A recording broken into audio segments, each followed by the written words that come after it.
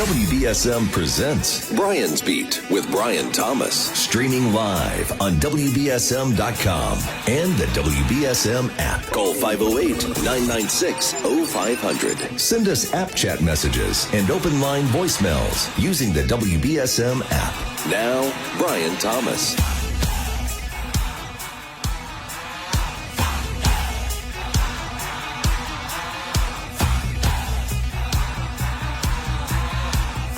Need sweet, a groovy song, you're invited, come along. Hurry, hurry, see all the pleasure, or maybe friends. We could be an angel on the chance. Be with us in Bangkok, makes no difference everywhere the action's at. We're involved with this or that. Come on along now, Josie and the Pussycats. No time for crazy cats. Won't run when they hear scat. There where the plot begins, yeah, yeah. Come on, what's the good guy win? Josie and the Pussycats. Josie and the Pussycats, yeah. Hour two of Brian's Beat. Oh, stop snickering over there. I'm Brian. A pleasure to be with you today, and it's great to have back in studio Paul Chase. Paul is, are you the executive or the chief executive officer? I think we had this discussion at one particular time. Right. Of the Southeastern Massachusetts Association of Realtors. Correct. Chief Executive Officer. Chief executive officer. Oh, aren't you something? Yeah, I'm something. All right. If I seem a little snide with this guy, I'm always grateful for the house that Paul helped me purchase way back when. Yeah, we're talking 1999. over. Yeah, I was going to say we're talking over 25 years now. Jeez. Wow. Well, welcome. Thank you. I'm glad to have you here. Your association, which seems to be growing not only in size but in number, Right. helped to sponsor this survey that I was talking about just a little while ago. Apparently, this area, basically Fall River to Wareham, needs somewhere in the range of 8,700 housing units. This This is true. That's a yeah. lot of units. Yeah, throughout the South Coast. Yeah. Yeah, particularly in New Bedford, around 5,500. Wow. Yeah. How do you do that? Look, I know you guys are into selling them, and of course you have insurance agents and bankers.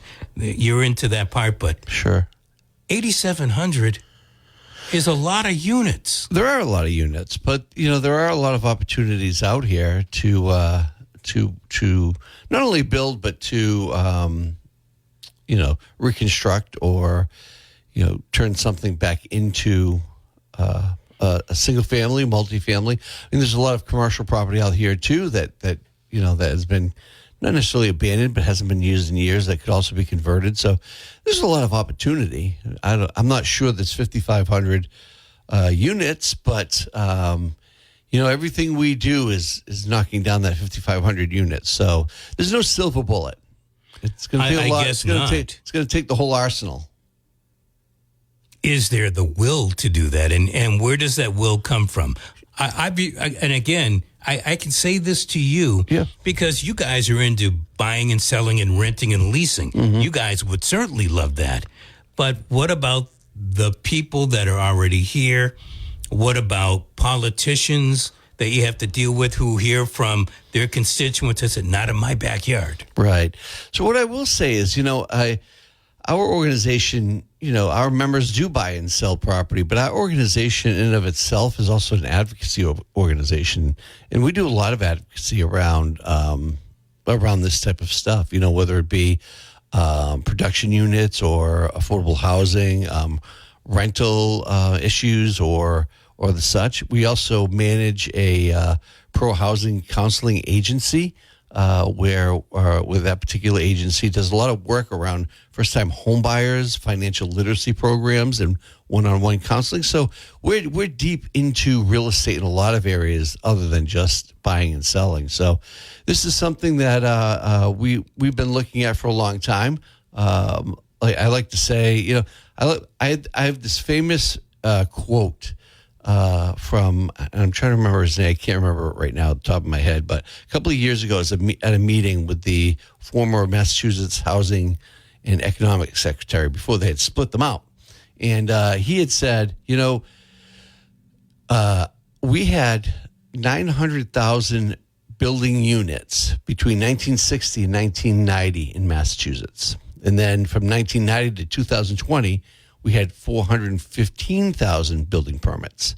Now, that's half almost if you look at it. Yet the population continued to grow. So this is not something new. This is just something that has been coming along for so long that it's really beginning to rear its ugly head. So it's going to take time to tackle, just like it took time to get here. Paul Chase is the Chief Executive Officer of the Southeastern Massachusetts Association of Realtors. So you live in New Bedford. I do. And you know that this is a very densely populated city. Mm-hmm. And as I think downtown, and then I think South End, where's there land besides some of the old factories? Right. I mean, there's that gaping hole over by where Gifts to Give used to be. Right. In fact, I think Woman Friend's father used to have a factory in that spot that is now a big cavity. But other than that, as I think South End, and of course, there's a lot of dilapidated stuff up in the near north. But right. Can you give me an idea? Because somebody brought up the other day, I think it was Barry Richard. I think he said Kings Highway. Right. And that's been held by one particular person for a long time. I do think that once the rail comes in and, there's opportunity there, I think you'll see some pretty large development of some sort. What that will be, there's been a lot of transit-oriented development designs. What does that mean? So TOD, I mean train transit or transient people? Yeah, so like TOD, transit-oriented development, is a type of plans around either trains or walkable communities or that type of thing. And there's been a lot of studies done in New Bedford over the years. Let's face it, it's been a long time since we've been waiting for the rail. So they've been planning for this for over 20 years. So there's some pretty good developmental ideas. Of course, part of the problem we have and we see, especially right now in this day and age, is the development costs. So even if we can get a developer to come in and is willing to do this, we've got to help them find tax credits all over the place just to make the project pencil. And that's a reality of life. So number one, we've got to find places. And B, we've got to find a developer that's willing to do it. And C, it's got a pencil in order for the developer to want to do it. And it's not easy to do, but New Bedford is doing a pretty good job of that right now. You can see some of the downtown ones that are coming to fruition. Sure, there are 40 units or 35 units, but again, every unit's going to help, right? I suppose, but now that gets into what is affordable. New Bedford, along a working class neighborhood in a lower financed working class neighborhood, prices are jumping through the roof right now. And my fear, I think it's a legitimate fear that the prices really won't come down. They may stabilize, but you've got folks that can't afford to live here right now. I see a train coming in and I see people coming from the city. I see them coming from Milton, Quincy, Newton, that area. And they're going to say, well, geez, you mean to tell me I can go down to the New Bedford area and get it for half of what I'm paying up here in Boston? Boom, they're gone. Right. And I raised my hand because, Paul, where did I come from? You came okay. From that area. All right. Right. So I think there are a lot of myths when it comes to the rail. There's very, very little to support the fact that these other rail platforms or stations in the past have blown up as far as costs. Have they blown up as far as development? Absolutely. But as far as costs, they haven't. And the only one you could really point to is maybe Brockton. But, Brockton is a lot closer to Boston than we are, or Attleboro or Lakeville is. So I'm cautiously optimistic that that's not the case. That prices will continue to go up. Well, prices will continue to go up because of our inventory problem, period. Whether there's a train coming or not, we have an inventory problem. And it's just the rule of economics. And if there is not enough inventory, well, people looking, it's just going to drive the price up. And by the way, if it drives the price up on single-family homes, it's going to drive the price up on multifamily homes. And if it drives the price up on multifamily homes, that's going to drive the price up on rental costs, right? So it's in condos, in everything. Everything. Okay. And, that is part of the issue that we are in now. So like we keep saying, the study shows about 5,500 units is needed, not 5,500 single families, but 5,500 units, right?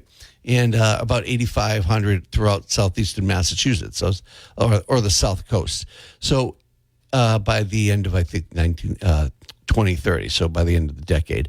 So looking at all that, we have to come up with a succinct plan. And I do believe the city of New Bedford, remember the city of New Bedford started their own plan about 6 months ago. Josh Amaril's doing a terrific job as director over there at the Housing and Economic Development Center. And he's doing a terrific job.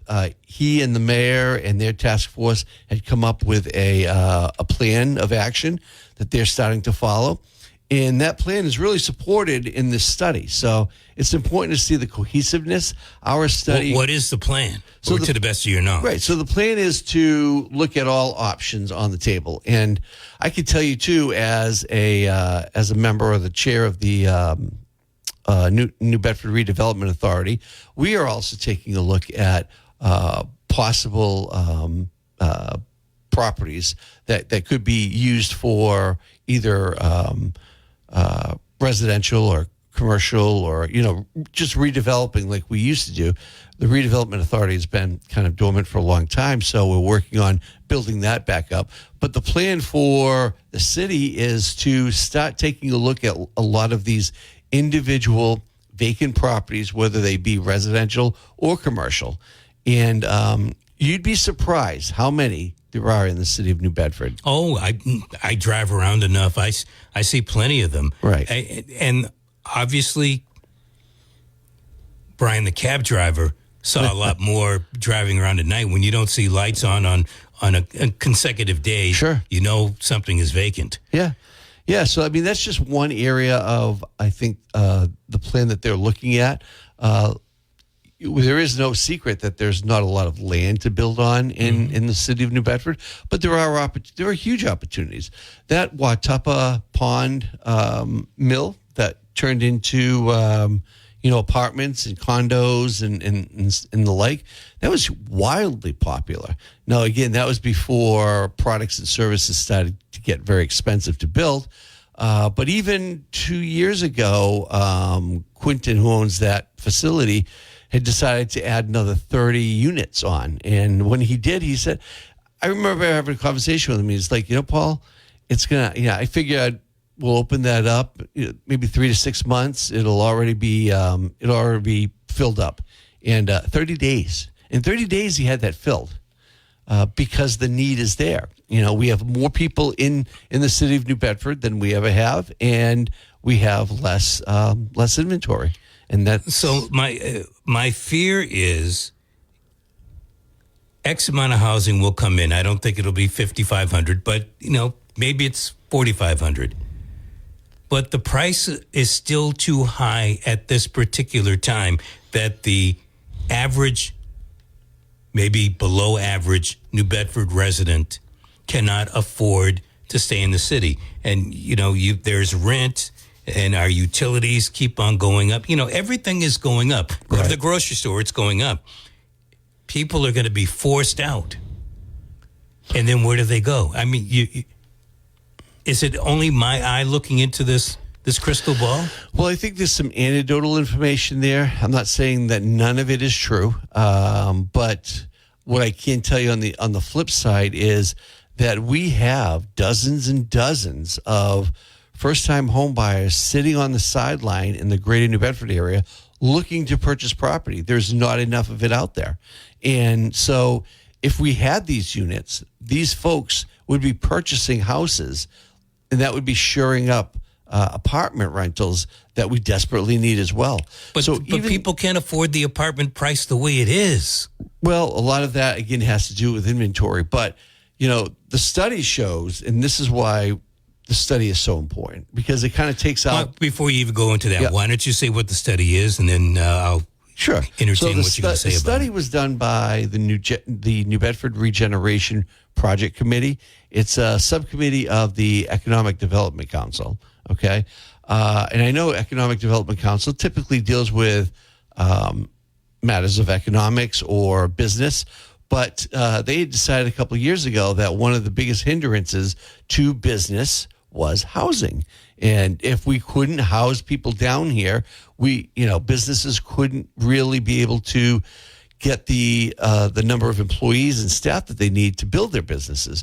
So, the New Bedford Regeneration Project had decided to commission a study. They did it with Mass Inc. Now, for those of you who do not know who Mass Inc. is a very prominent research type of company that a lot of governments use, especially in Massachusetts. It's a very well thought out place, and the people that work there, they're just top notch when it comes to the research. So the Regeneration Project Committee worked with them, Mass Inc., to put together this what's called Housing for All study.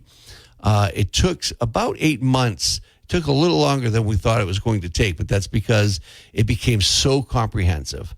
It was not an inexpensive study to do, but fortunately, we had some regional and local partners that stepped up to the plate to help finance most of the study for the Regeneration Project. And that included Bristol County Savings Bank, Bay Coast, Bank 5, St. Anne's Credit Union, and the Realtor Association of Southeastern Massachusetts. So we felt that it was important to get this study, get rid of the anecdotal information, find out really what's going on in the city of New Bedford. So that's basically, in a nutshell, what the study was. 508-996-0500. Thank you for your patience. You're on with our guest, Paul Chase. Hello. Good morning. How you doing? Excellent. You? Not bad. It's kind of funny. I think sort of Paul talked about it in anecdotally, but there's not only there's a shortage of homes in the area, and that goes for the whole SouthCoast, not just New Bedford, but the population is increasing exponentially, not because we're just having kids, but because of all the illegal aliens coming across the border with families, some single people, but they all need housing. And so costs are going up, and I just think that there's a couple of things. One is I think that the process right now is super slow, and the way that it should be approached in a more aggressive fashion. Like maybe the mayor should say, okay, we have a goal to make X amount of homes in the area, affordable homes, or whatever. There needs to be a task force type approach, because you're going to be overloaded and house prices are going to be through the roof. The other thing is, if you look at these other communities around the country, I just saw another one on YouTube from Utah. They're taking 1 to 2 acres, and they could put 10 tiny homes and in a mini cul-de-sac. And the nice thing about a tiny home is it's real estate. It's designed for 1 to 2 people, granted not for a big family. It can be built in doesn't have to be built on site. It can be built in a factory and then delivered. And they're reasonable cost for entry for the consumer. So the consumer buys a home that has real estate, and it appreciates in value, even if it's small. Kind of like the trailer park approach, except it's real estate. And if you had 2 acre plots, you could put houses in. It's just that there's no the mental approach to this thing is not there. They're not trying to actually look at different approaches. And if you look at 2 or 3 videos on teeny home communities, you go, oh wow, why aren't we doing this? So anyway, it addresses a lot of needs, and it maintains value, and it brings money into the community. So anyway. just your thoughts. Cool. Thank you very much. Yeah. Paul Chase, tiny home communities, tiny houses. Sure, they are popping up all over the place, and it's not to say that tiny homes couldn't be done in the outskirts of New Bedford or some of the suburbs if they were willing to be zoned that way. That's a possibility. Like I said before, that it's going. There's no one silver bullet. It's going to take all kinds of arsenal in order to get to where we're going to be. I think one of the possibilities, the bigger possibility, is what we call these ADU units or accessory dwelling units. New Bedford is ripe for accessory dwelling units. What is an accessory dwelling unit? An accessory dwelling unit, I guess another phrase for it is an in-law apartment. And in Massachusetts, but in New Bedford alone, we have so many either homes that already have accessory dwelling units already set up. They might not be to code and they have to be, or we have buildings that could be added on, with accessory dwelling units. And these units could be used for a lot of different things. They could be a simple small rental to a roommate, or more likely it could help to facilitate some of our older population that still lives in their houses. That's another problem we see. We see that people are living longer, and with home health aides and things like that, they stay in their homes longer. Where it used to be, you get to a certain age and you have this larger house, and you want to sell downward, or you want to get into an apartment because you can't handle the house anymore. That's not happening nearly as much. Part of the reason for that is because people are just afraid if they sell, where they're going to go, and that frightens them.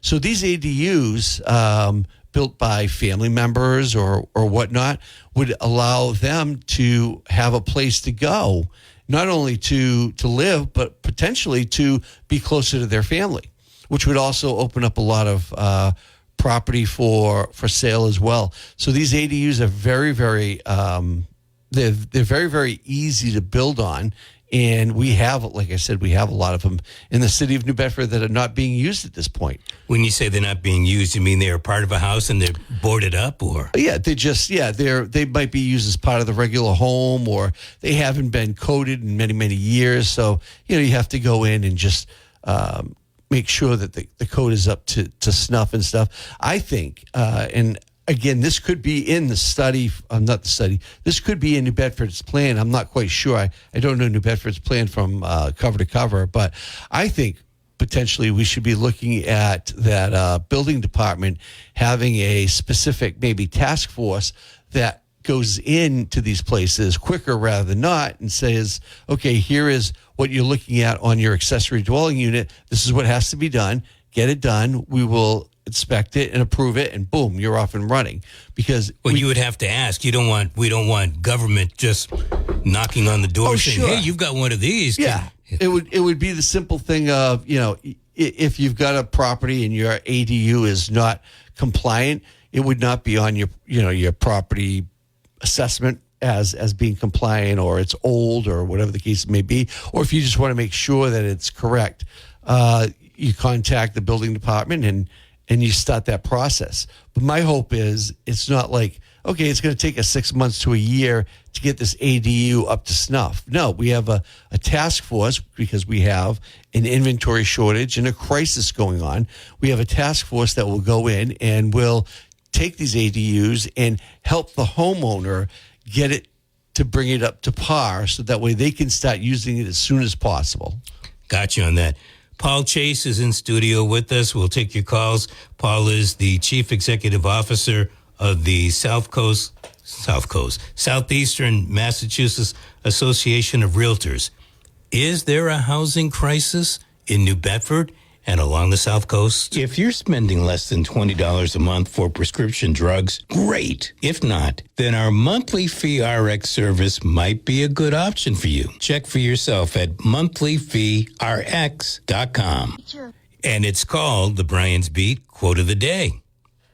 It's from George Burns, and it is, look to the future, because that's where you'll spend the rest of your life. And it sounds like that's what we're talking about today as we talk about housing for not only the city of New Bedford, but for the entire region.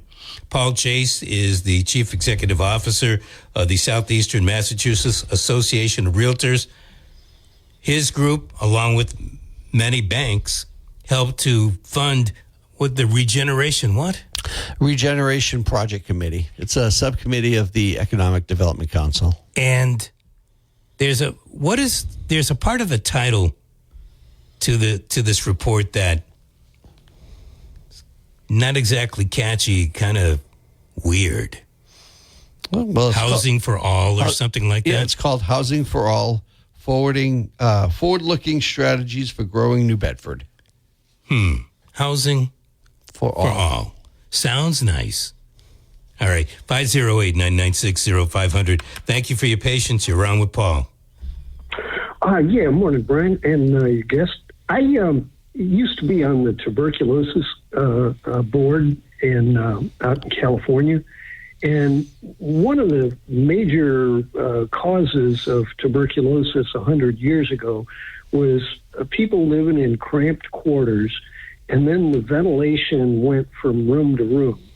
Instead of the ventilation going to the outside, it went from room to room, and so tuberculosis spread and was really a difficult problem for America 100 years ago.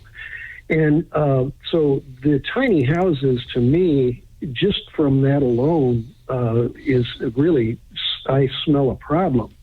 But the other thing I was going to raise... Oh, wait a minute. Well, hold on. Let's go back to what your sniffer is doing there. Why do you smell a problem? Because people want to live in a tiny home and they could somehow contract tuberculosis? Well, that plus mold. I know plenty of people that live in trailers or RVs or living in their cars or whatnot. I'm an RV guy. Yeah, and so if you don't keep it clean, black mold is deadly.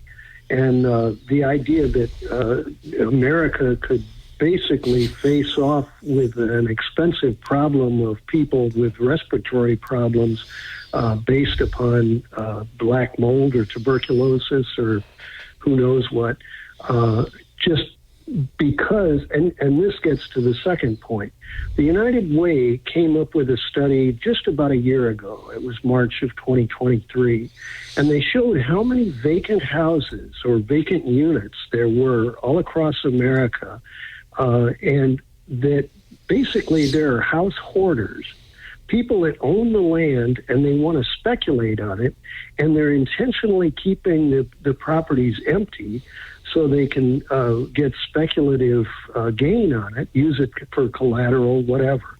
And they never rent them. And it's gotten so bad, I think the lowest numbers are out in California, 5 and 6 times the empty houses. Detroit has got 118 empty units for every homeless person. Yeah, but in Detroit, they also have a problem with crime and whatnot, and a lot of people don't want to live there. Paul, want to try to tackle the mold and the tiny home problem, et cetera? Thank you for your call. Yeah, there's a lot to unpack there. Sounds like I shouldn't unpack. So, I have no reason to dismiss what the gentleman said. The only thing I would say is I'm sure tiny homes that are built today as opposed to 20 years ago are probably built differently and for those types of reasons, right? So there's probably various ventilation systems that they use now or air purifiers or whatever to make sure that mold is held at bay. So I can only imagine that that's the case because that's usually what happens as we move forward in time and build. Just like lead paint, we had a problem with lead paint for years and years, and as we moved forward as an industry, we lessened lead paint or we encapsulated lead paint, and now it's not as much of a problem anymore. So I can imagine that's the same case with the tiny homes. Do you really see any type of room? I mean, I think of tiny homes, and I think Rochester, I think Acushnet, I think Freetown, I think even Westport, areas where there's a lot of land, where if somebody could get, 3 or 4 acres, not 10, 15, 20. Although I guess in certain areas you need to have that much acreage in order to start a park like that. But I think this area could use. I mean, there's one trailer park that I know of in the city, up by Chuchi's. Yeah. But that's it. Right. Again, I think anything is possible, right? We could look at any type of building to kind of weaponize the problem that we're having right now, and tiny homes could be part of it. But I will say that it would have to come at it would have to be in a very unique place, unique situation, like you said. 3 or 4 acres, maybe in an area offset from somewhere between rural and the urban area. But because I suspect, that would be maybe not Fairhaven. Fairhaven has a 15 acre limit for something like that, but certainly Dartmouth, certainly Acushnet. Parts of Freetown, Westport. Right. I suspect something along the lines of Route 6 in the commercial section of a Route 6 is a possibility. Again, a lot of people like, not in my backyard. That's going to hurt my property values. So not necessarily against a residential area, but somewhere in a commercial area that has mixed residential is a possibility. I don't like to throw out a lot of what ifs because it really takes a lot of planning for those types of projects to happen. And to maybe you need a what if department. I mean, if the city has Josh Amaral doing what he's doing, not to tell you how to run your organization, you do a great job doing it, but maybe that's what you need, a what if type person to work on. 8,700 housing units are necessary. Right. We have to find them in a lot of different ways. 508-996-0500. Hello, you're on with our guest, Paul Chase. Hi. Hello. Good morning, gentlemen. Good morning. Hey, Brian, this is Sketty. So listen, I just want to say, the tiny houses I've looked into, and I would say to myself, boy, wouldn't that be nice? There's a show. I think it's like one of those HQV shows or something like that. And you could see how they're built. They are totally way different. That's not like the mold thing, but there's plenty of windows. They do the sunroof. So they've actually got it to where you take your own food, but you got to be young-spirited and want to do this. I'm not saying that elderly people wouldn't, because I am an elderly person. I would do that. But, yeah, so what if I wanted an acre of land? An acre of land now, or half acre of land, if I built that, I need all these permits, right, approvals, if I wanted that.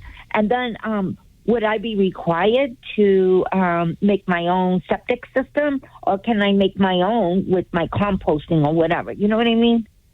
So that's something somebody needs to consider, because it seems to me like Massachusetts wants you to pay for everything. You know what? You brought up a point, and I'm going to say it like this, Paul. Red tape. Red tape. It's been a problem for the building industry for a long, long time. Yeah, I agree. Yep. And so the other thing is, I know for sure it's going through Fall River to New Bedford into Wareham. Are you guys, like, I don't know. I know Carver isn't really, I don't even think Carver has busing anymore. I never see the GATRA or whatever go through there, because I'm in the middle of moving. I have to stay here, but my brother's only got 6 months to get out of the house he's been living in for 32 years. So now we're both, I'm like, oh my God, because I think I'm going to end up, taking care of him. So I'm like trying to figure all this out, and I'm trying to think the best thing. Where should I go? I don't want the evasion. So let's start with, where do you want to go? I was thinking a happy medium, because I love New Bedford and I love Plymouth, but I was thinking Wareham, but since we're putting this much population, I don't want to be elbow to elbow, because eventually it sounds like that's what it's going to be. Paul, So your association reaches out to Wareham, doesn't it? Sure. Right. Yeah. And there are some wonderful areas of Wareham with opportunity. Elbow to elbow, I don't find Wareham to be elbow to elbow very much. Unless you really, if you're coming from 2 or 3 acres, well, everybody's got a perspective, right? But Wareham's a nice area. It's it's spread out. Yeah, it's unless you're at a trailer park. There's a lot of great amenities out there. Yeah. Yeah, no, I mean, it's great with all the new shopping plazas. I worked there for a long time. I got an extra job at Home Goods. I loved it. I was so happy. But I love the area. I even purposely got in my car and do some of my shopping in Wareham just to get my car a good ride and get out of this area. Not that I don't love New Bedford. But, and then I'm thinking, like, what am I going to do if something would happen? How can I afford my own place? Like, I don't really want to move from where I'm from, but I have to now at this point. Because of his moving situation. Is it going to be you and your brother? Is that what you are anticipating? Can you pool resources? There's no resources. Can't do it. We can't do that. I'm not on the level that I can.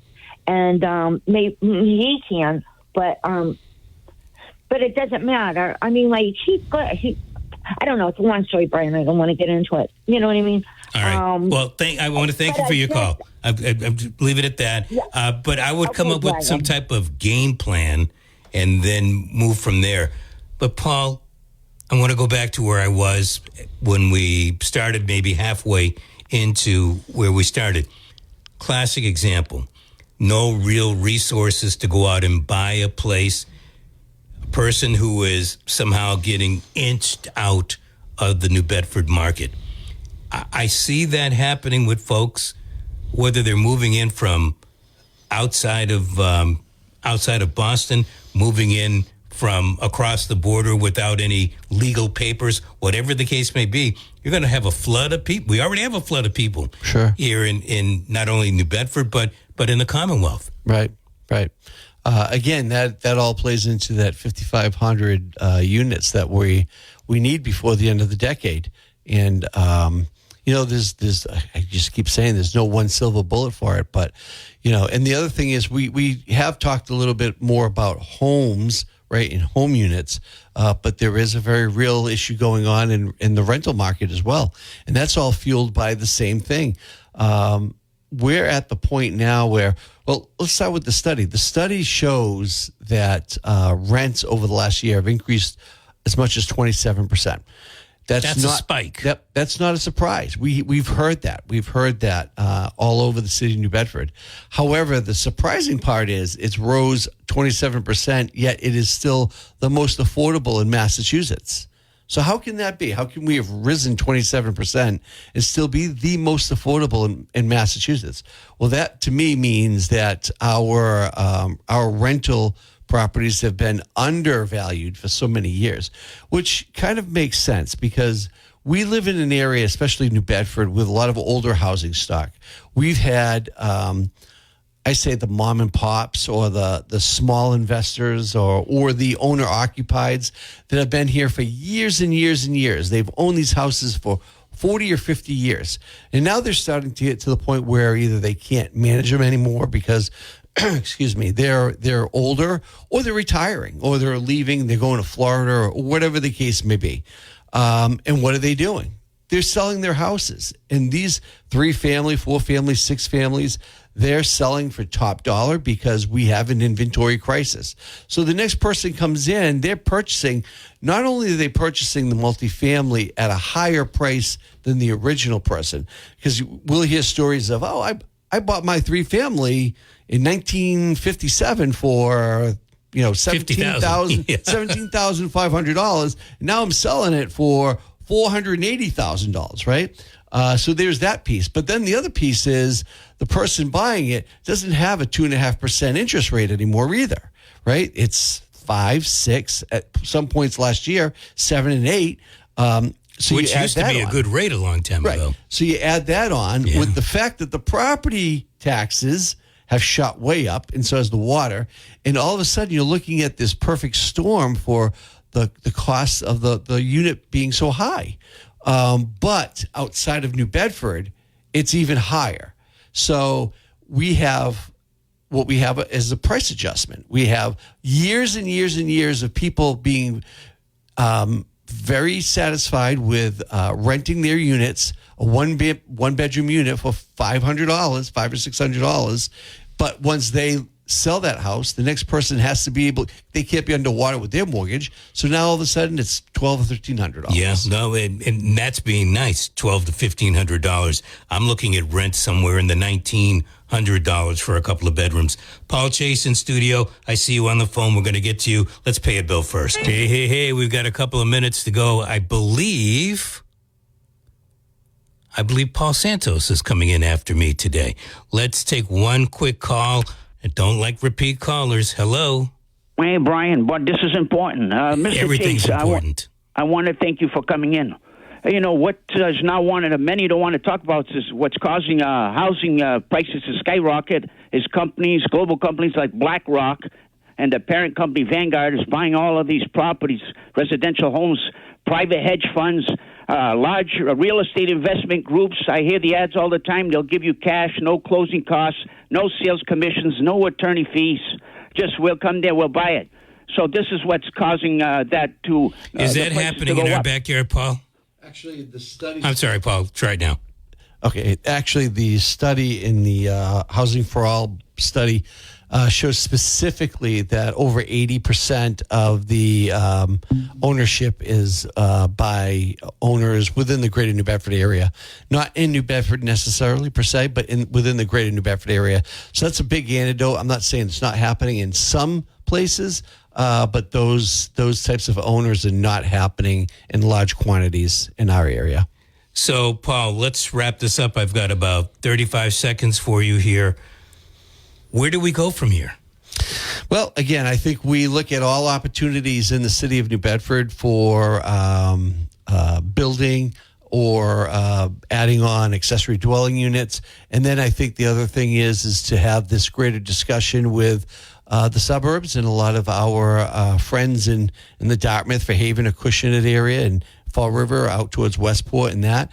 I didn't really get to ask you, are they down with this program? So I have to say the winds of change are happening, and the more folks I'm talking to, the more they understand that they're in the same situation we are. Their families are going to start having the same problem. So, Paul Chase, thank you so much for coming in. Sure. I'm sure we're going to get back to this time and time again over the next few, especially when the choo-choo train eventually starts to roll. The end of August. Yeah, so they say.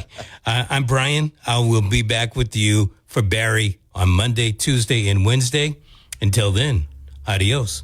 Paul Santos is next on the Big